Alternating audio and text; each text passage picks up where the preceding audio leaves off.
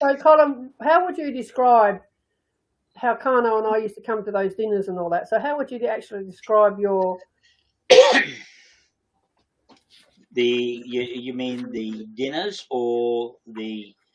I used to. the reasons of why we were there? I suppose. Okay, good. Well, one of the things that I really appreciated with Karno and yourself coming to those dinners is it gave our young people an opportunity to get to meet you both, but also to engage with Karno. We make an assumption that because someone might be First Nations, that they're right up to date with all their culture, and it's not a very good assumption to make. Particularly now, if we're talking about our guys who come in from remote locations and even regional ones, they are definitely a little bit more attuned. But you talk about our young people, our First Nations guys who and the families of those who live in the big cities. They're not very aware, and not only just in the big cities, but what Karno used to bring was a very high level of teaching. I go back to teaching before, and as a custodian of and keeper of our traditions, our young people could learn. You know, it's almost like when he came. If you may recall, when he presented the message stick to General Fairweather. Now that was an amazing. That was done in public, and that was done. Even the general himself come and spoke to me later. We have this thing in defence where we're not supposed to give gifts or offer gifts and that sort of thing. And most businesses, particularly governmental businesses, I do not like that practice of that going on for many reasons. Yeah, we were like that with security.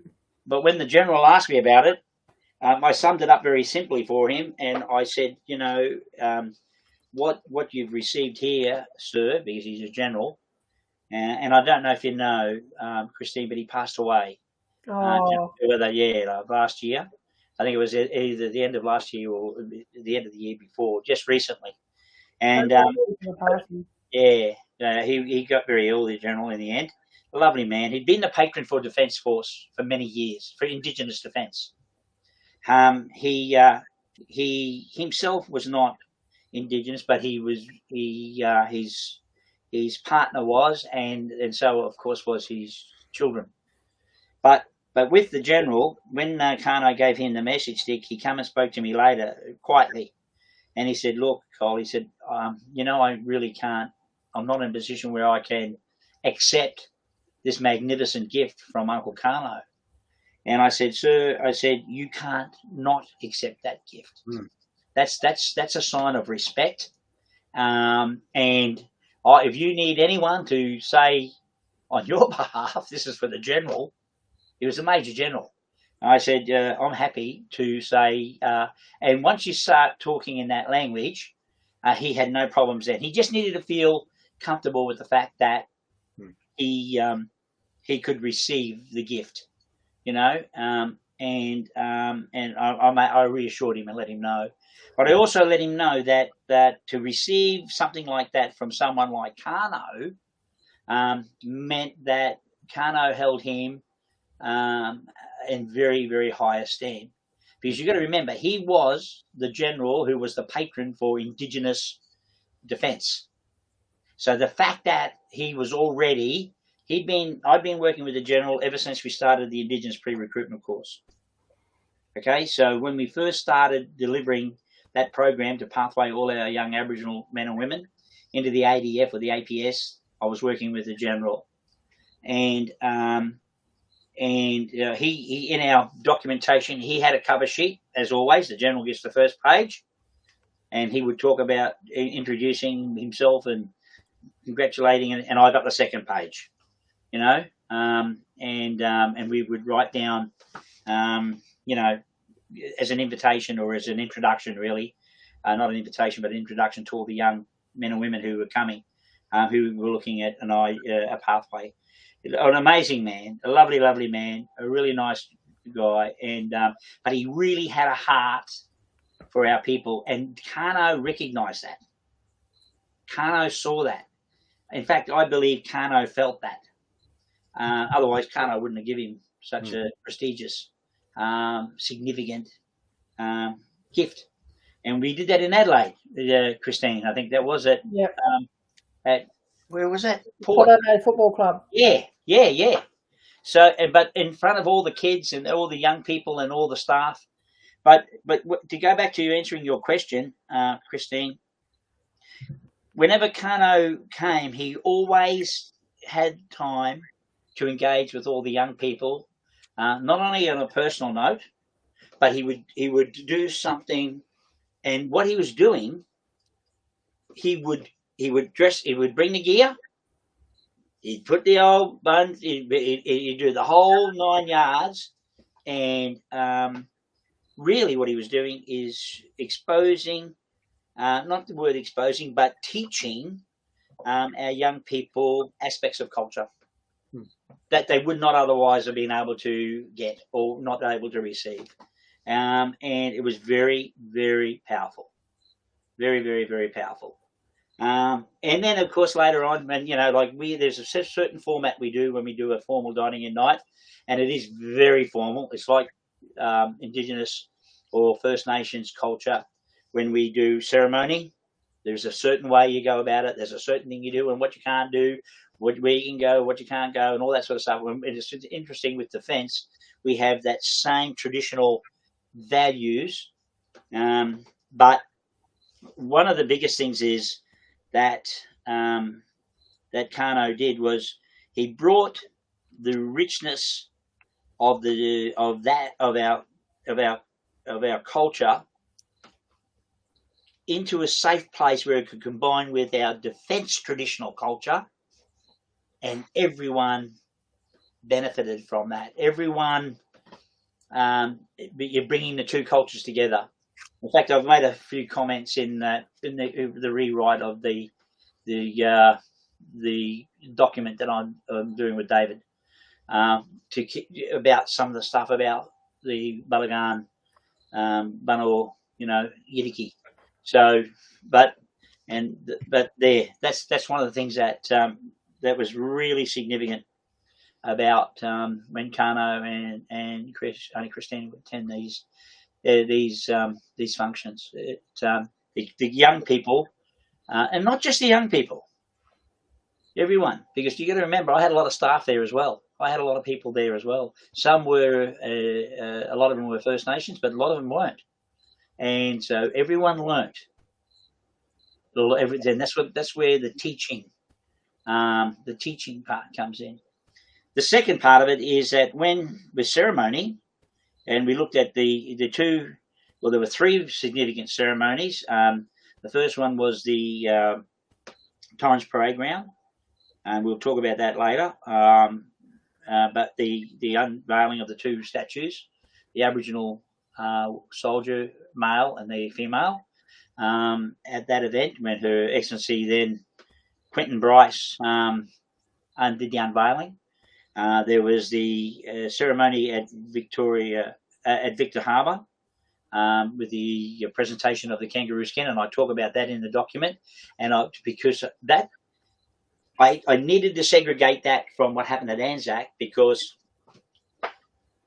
as important as Anzac was, and it was extremely important, what people need to understand is the birth of what happened at Anzac.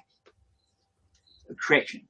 The event that happened at Anzac was actually part of the birth of Wirritjin in the first instance. It happened at Victor Harbour. Anzac wasn't just something that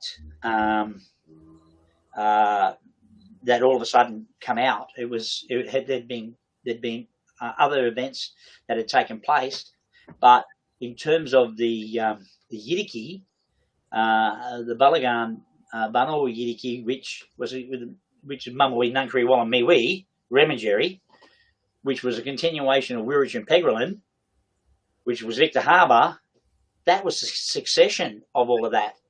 down to the extent where I make a note in my commentary when I've rewritten it, to give context and more detail to what we were talking about prior to Anzac event in 2015. The three totems that and I make mention of this, that which were part of the IPRC, the Indigenous Pre-Recruitment Course.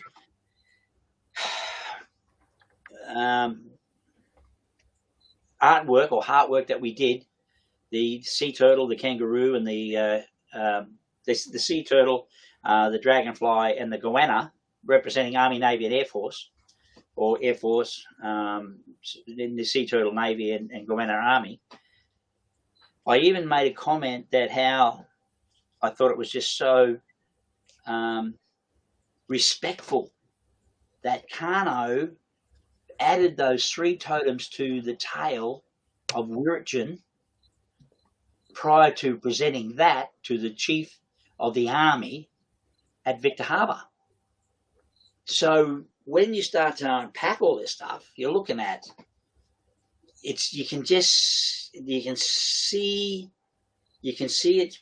how it's all progressing, because then those same three totems that represented back then Army, Navy, and Air Force, then went from IPRC heartwork to the Wirritjin Peggera kangaroo skin, then on to Mumawee, because it's dreaming. That's what dreaming is. It's the past, the present, and the future, and it just all sort of fell. So when Karno would attend our special functions, and they are very, very special functions, because of the formality and the tradition and the protocols, even when you sit, and when you eat, and when you drink, and when you speak, and all that sort of stuff, it's really very, very formal, like traditional dance when it's done properly, for a specific purpose, with respect. And that's one of the things that Karno brought to the table. Very, very highly respected man, uncle. Whether he knows it or not, and whether he knew it or not, he had hundreds of nephews and nieces that had the opportunity to be part of that process when he would engage with the IPRC program and with our. I don't think he actually knew how important he was, because he just loved doing it.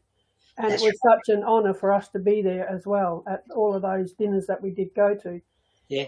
But he was a presence, and he also was a powerful presence as well. Absolutely. But I don't think he ever knew just how loved he was or how powerful he was. He just did it because he wanted to be a part of it. Yeah. Well, I could give you a little example of Karno bought for my birthday once. He bought me a little tiny golden bell from a gift shop, from a jewellery shop that was there, who we actually got to know down at Port Moore when he used to do security down there. And he says, "Oh, I've got you a present." And I was thinking it was a ring or something like that, And when I opened up and saw this little bell, I thought, "What?" And then I said, "Oh, are you calling me a cow?" And he says, "No." He said, "That little bell rings and I'll know where you are all the time." Yeah. And I thought, yeah, that'd be you. But I don't think he actually, he was a confident person, and some would even call him a big head. And he wasn't shy, but I don't think he realised the power that was energising out of him to those kids. He just loved doing it. That's right, but it wasn't just our kids, because you look at his history and the influence that he's had with young people, with his programs, with culture. It was his spirit, mate. This is it's the spirit, and I guess if you want to sum it up, it is the absolute essence of Wirritjin. Yeah. It is the essence of Wirritjin. It's the whole thing about Wirritjin. And Wirritjin is an inclusive word. It is not an exclusive word. Yeah, It is an inclusive word. Yeah, and I think the word Wirritjin maybe should be changed to Karno. Well, you can interchange them. You can interchange them because Wirritjin is Karno. That's what Karno was. Yeah, he was, and He that's didn't why. care. He didn't. He said he was walking once with all these brothers, these blackfellas. You know, they're all walking, and Spirit sort of. He said he watched Spirit go through all of them, and they went into this house, into a lady in the house who was a white woman. And that's where they all said, "Oh yeah," you know, they were all saying, "What happened there? What happened there?" And Karno says, "Spirit knows no colour." So, yeah. No, it's look. We could just to answer your question, Christine. That's one of the things that I found that was such a it's just one of the many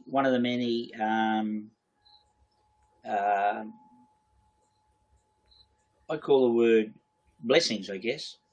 Do you remember the date you met Karno? Yeah, I do. I remember exactly the date and the time and where it was and when it was. And right there and then, I think something in our relationship from that point on just seemed to grow. Yeah. It was an event that, like I always say, I don't believe things happen by accident. I think there's a purpose and things happen at a time for a particular reason and purpose at that time. And it is about timing. Absolutely. And it was really strange that before, what was her name? Brenton Bryce? Brenton Bryce. Brenton Bryce from outside. Yeah. The seating where we were sitting was off to her left, under that pavilion. And we were seated right next to the Garner lawyer. Yeah. Tim Campbell. And the person that was actually doing the ceremony at the time was Carl Telfer. Yeah.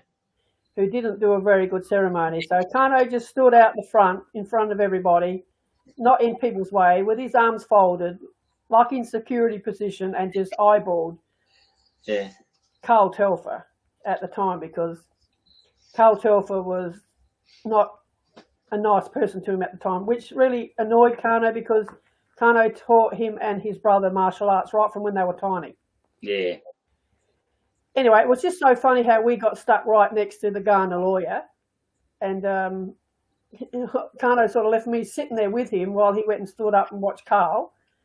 And then he said, "I'm going to go around and meet that Quentin Bryce." And I said, "You can't, Karno." He said, "I'm going to."